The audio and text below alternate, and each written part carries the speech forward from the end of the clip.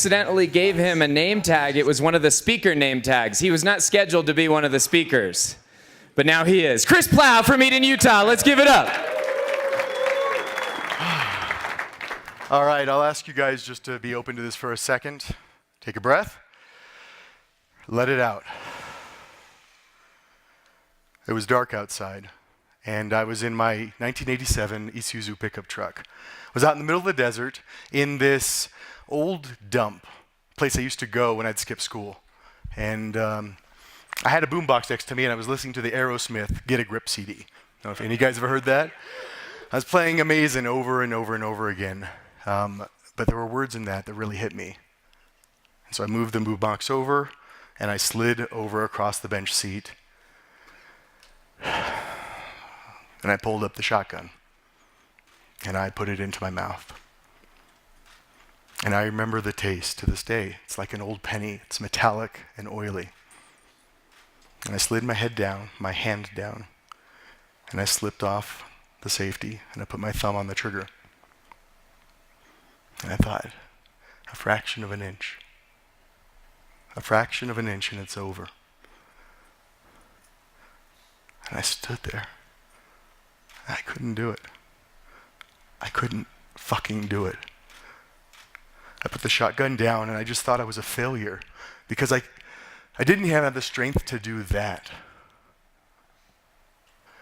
I've been in that place a lot of times in my life, to be honest with you. And it comes the same way. I feel this drop in my heart and in my stomach. And I go home and I would force myself to sleep because I know if I get up in the morning, there's sunshine. And when the sunshine, I feel better and I know I'll make it through another day. 2 years ago, I decided I was going to finally do it on my 40th birthday. And I was in a group kind of like this, a little smaller, but I was with a lot of friends, people who support me like people support you here. And I broke down.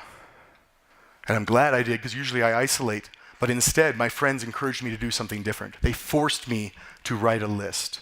And on this list, I had to put every one of their names and every one of their numbers. And I had to promise them that if I was in that space, I would call them. I would go down the list until I got somebody on it. And it's the last thing that I want to do. But when I promise something, it happens. And then they encouraged me to tell other people in my life what I've been going through. So I spent the next 2 months traveling around. I saw my grandmother, my sister, my aunt, my uncle. I told them that I've been going through this for decades. And every one of them demanded to be on my list. Fucking, that feeling, right? Like, how did I get there? We all have trauma. Trauma's been talked about a lot today. So yes, I had a father who abandoned me, and then I felt like I was not worthy, and then I took that internally and felt like I wasn't lovable, like I couldn't be seen. So I began hiding, and I began shielding myself from emotions, and it goes on and on. I became an achiever, right? Many of us were achievers. I was great in school. I learned how to fix any computer problem. I learned how to design computer architectures. I went on to build an 8-figure global company, right? Because I wanted to feel loved. Didn't work for me. The more achievement I got, the emptier I felt. So there I was on this cycle going over and over. And then I got a call from my grandmother. And she said, your parents are dead. Yeah, exactly. I just dropped. But I was so disconnected from my emotions, I didn't even know how to deal with that. So I went home, dealt with the funeral stuff, and then went back to work, and I just worked harder. Then the economy tanked. Fuck it, I'll just work harder. And my life just began to fall apart. And I'll spare you all the details, but I essentially hit rock bottom. I was doing anything and everything to risk my life. So I figured, what the hell?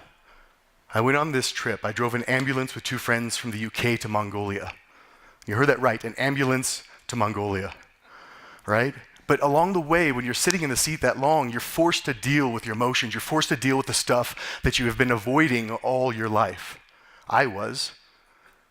Finally, by the end of it, I finally buried a picture of my parents in the Gobi Desert, and I grieved for them. I cried for the first time. That was the crack. That was the crack in the darkness that let just a little bit of light in. And since then, I've had friends who've supported me, who showed me the things that I couldn't see. They showed me the things that were right here that I was doing that I needed to see so I could fix them. I got into mindfulness and meditation to create a safe space so that I could deal with these emotions when they came up instead of feeling like I was going to die. I did a lot of mushrooms, right? And they helped me connect with something inside that I was pushing down, the real me who wanted to come out. So, last year, I took a road trip back through New Mexico, and I got up at 5 a.m. before the sun rose, and I went to that exact same spot in the desert. And I meditated as the sun rose. And I felt love for that 16-year-old. Like I just sent love back because he wasn't weak. He did the strongest fucking thing he could have in that moment. And then I forgave him. And I forgave myself. And I haven't been in that place and I can't imagine being there. But the only reason that I'm not is because of the time some friends took to help me build this list that I promised I would call. And that's why I'm sharing this with you. If you need a list or you know somebody who needs a list, please help them. Thank you.